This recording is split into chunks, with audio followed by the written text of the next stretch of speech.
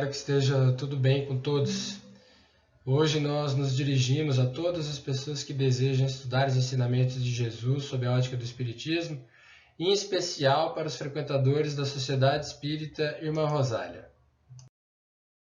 Meu nome é Daniel Rey e o tema a ser trabalhado hoje é Pedi e Obtereis, que se encontra no capítulo 27 do Evangelho segundo o Espiritismo. Nesse capítulo, Kardec adota alguns versículos de Marcos, Mateus, Lucas e Paulo. Porém, a tônica do capítulo todo é a prece, e é sobre isso que nós vamos falar.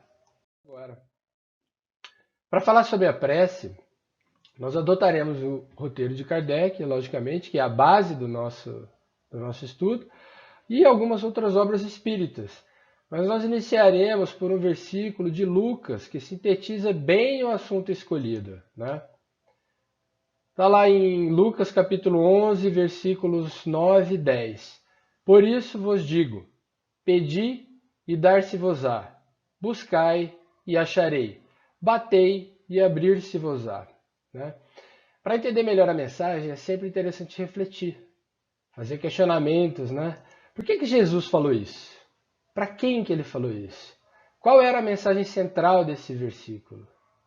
O que ele queria mostrar na época e como que isso nos impacta hoje em dia? Na verdade, Jesus estava com seus discípulos e foi solicitado que ele ensinasse uma prece. Foi quando ele proferiu o Pai Nosso. E na sequência, por meio de vários exemplos, ele explicou aos seus discípulos que todas as necessidades do Filho serão atendidas pelo Pai, por conta da prece, porque ela é eficaz, ela é eficiente. Emmanuel, no livro Pão Nosso, capítulo 109, ele fala sobre 3 imperativos: pedi, buscai e batei. Observe que ele enfatiza o significado desses imperativos. Vamos ver o texto. Ó. Essa trilogia de Jesus reveste de especial significado para os aprendizes do Evangelho, em todos os tempos. Ou seja, ele diz que isso é muito importante para a gente. Por quê? Muitas pessoas rezam, oram, fazem prece, mas como que essa prece é feita? Em que condições? Endereçada para quem? E qual o conteúdo da prece? Conforme o Evangelho segundo o Espiritismo, a prece ela é uma invocação. Por ela, um ser se coloca em comunicação mental com outro ser a qual se dirige. A mente que ora permanece em movimento no mundo espiritual. Ela está ativa. Né? Tanto as pessoas encarnadas quanto os desencarnados se comunicam por meio da prece, mesmo que não se conheçam ou que não tenham relação. Se a gente for dar um exemplo bobo, mas interessante, a gente pode falar sobre o celular. Né? Não é nada visível que conecta um celular no outro, mas quando a gente digita o número de alguém e telefona, essa pessoa recebe a ligação. Ela pode não atender, por não estar conectada na hora, mas fica ali registrado que você ligou. E você vai telefonando, até uma hora que ela atende, e isso dá certo. E assim funciona com a prece. Nós endereçamos para alguém e ela vai funcionar. Mas você pode até estar perguntando, né? Eu telefono bastante, mas eu não faço prece toda hora. Não tem problema, a gente emite pensamentos. O pensamento é como se fosse uma prece. Ele tem efeito semelhante a uma prece. E às vezes até de forma mais intensa, porque distraidamente a gente às vezes dedica um bom tempo pensando em alguma situação ou alguma coisa. E geralmente isso é verdadeiro. E às vezes uma prece a gente faz de forma automatizada, sem raciocinar demais. Não é à toa que no Evangelho está escrito que a gente tem que vigiar os nossos pensamentos e controlar as nossas vontades. Né? Se a gente continuar no Evangelho fazendo a leitura, né, a prece pode ter por objeto um pedido, um agradecimento ou uma glorificação. Pode-se orar por si mesmo ou por outrem, pelos vivos ou pelos mortos. Né?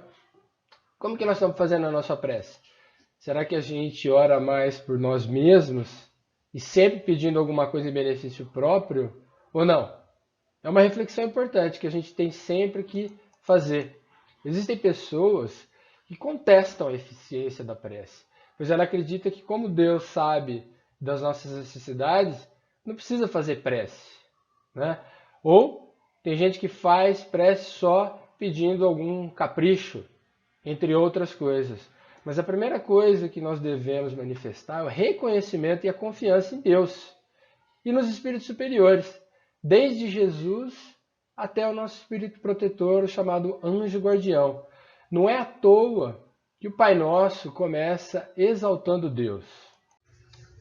Numa oração, nós devemos pedir para nos libertar dos velhos hábitos e vícios, dos preconceitos, das sensações primitivas. Ou seja, o que a gente tem que pedir é uma transformação íntima, uma transformação moral. Observem na leitura do capítulo 109 do Pão Nosso. No emaranhado de lutas e débitos da experiência terrestre, é imprescindível que o homem aprenda a pedir caminhos de libertação da antiga cadeia de convenções sufocantes, preconceitos estéreis, dedicações vazias e hábitos cristalizados.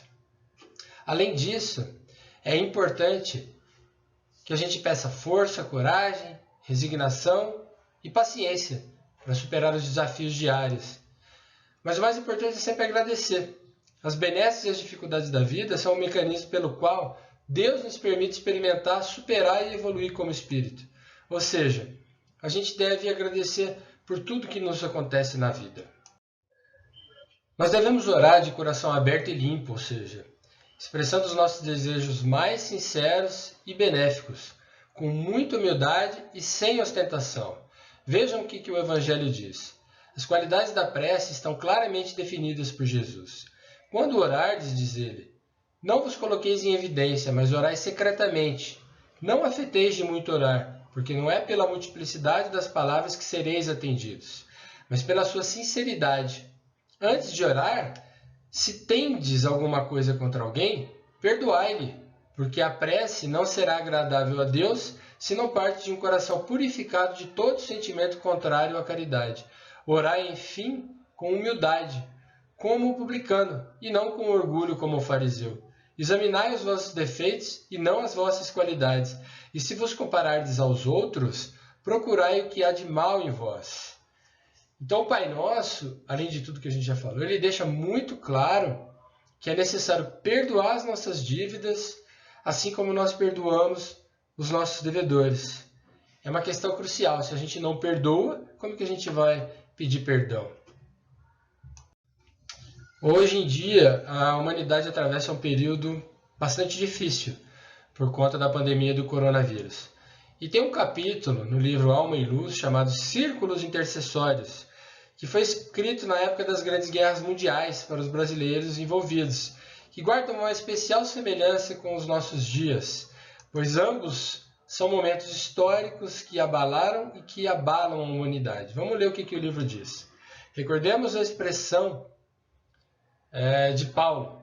Fundemos círculos intercessórios para a cooperação ativa junto às vanguardas vigilantes. Organizemos ligas de orações nos templos, nas instituições e nos lares, compadecendo espiritualmente no esforço defensivo, auxiliando também nós no valoroso combate do bem. Ou seja, é um momento em que não basta a gente estar reunido simplesmente, mas cada um pensando em alguma coisa. É importante nós estarmos reunidos, mas todos pensando na mesma coisa. É importante que seja feita prece de coração e com o mesmo objetivo, porque dessa maneira a prece ganha muito mais força, né? Além de tudo isso, quando a gente faz um pedido de intercessão por alguém ou algo, o Evangelho diz que é um dos mais belos atos de fraternidade e constitui a emissão de luz e forças benéficas que vão direto ao objetivo, levando muito conforto e energia positiva. Então, para o momento atual, nada mais oportuno do que fazermos prece, isoladamente ou em conjunto, independente se for pela internet ou não. Finalizando, Jesus disse, em qualquer lugar em que se encontrem 2 ou 3 pessoas reunidas em meu nome, estarei no meio delas. Então assim nós faremos as nossas preces, pedindo uns pelos outros e pedindo pelo nosso planeta Terra, nesse momento que passa por essa dificuldade, por essa pandemia. Que todos fiquem muito bem.